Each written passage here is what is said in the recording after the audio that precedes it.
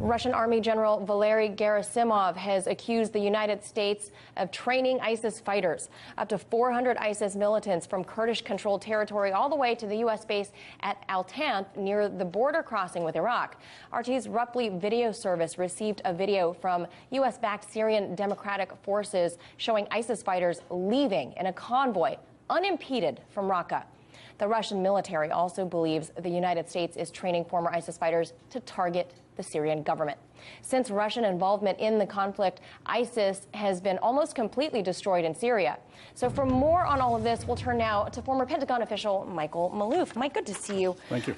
So a searing accusation now from one of Russia's military leaders claiming that the U.S. is now training the surviving ISIS militants to come back under another banner, under another moniker, new name. And for that, the reason is so that they can, I guess, challenge Bashar al-Assad, push him out of office. Do you think there's any validity to those claims? Well, I think very much so. I think it actually falls into the U.S. narrative and evolution of its policy on Syria, which we have not heard about yet, but basically to partition Syria. Put the eastern portion more into the Sunni-controlled area. You're going to need fighters and try to redeem some of those ISIS fighters who have given up, and then have them come back to either fight another day or occupy the area to secure it, and also to impede the western flow of Iranian influence into the region. Now, historically, with your experience, you know that the U.S. has done stuff like this before. Of course. So nobody else on mainstream media is talking about this. We're not hearing about how the ISIS fighters fled Raqqa.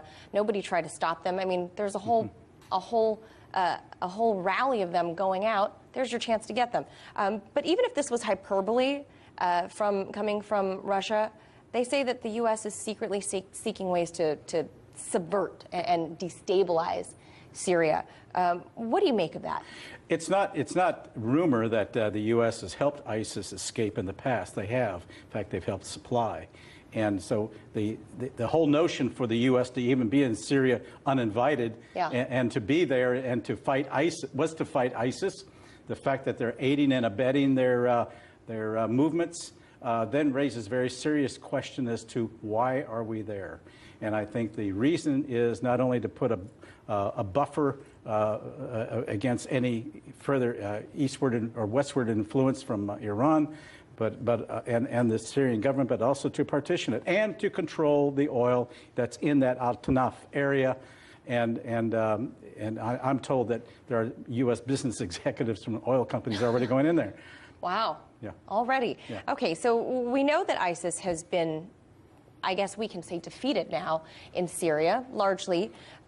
You've talked with me before about this and given the bulk of the credit of that to the Russian military, right, as well as the Syrian government forces for driving out most of the terrorists. But here at home, stateside, at least on the mainstream media, President Trump is taking the credit himself, saying that the U.S. has done it, we defeated ISIS. Wouldn't the U.S. retraining of ex-ISIS fighters then fly in the face of what President Trump is saying? It will. And once again, these are Sunni fighters. They're being rehabilitated. They're designed, I think, to basically partition the country and give Assad the western portion, which is more Shia, and keep that area predominantly Sunni in the east. And the United States has made some contributions in fighting ISIS in the area, but certainly the Russians turned the tide. There's no question about that. You made the point, well, ISIS is defeated. The caliphate has been eliminated. But now we can expect more and greater insurgency from some ISIS fighters that don't come under these ranks, and I think that could even pose a much more dangerous problem for us. And as we saw just in that previous report about Afghanistan, that yes, ISIS has started moving that way, that's right, possibly to replace the Taliban. And I'm sure correct, you'll be talking with us about that too. Yes. Thank you so much for sharing your expertise. Pleasure.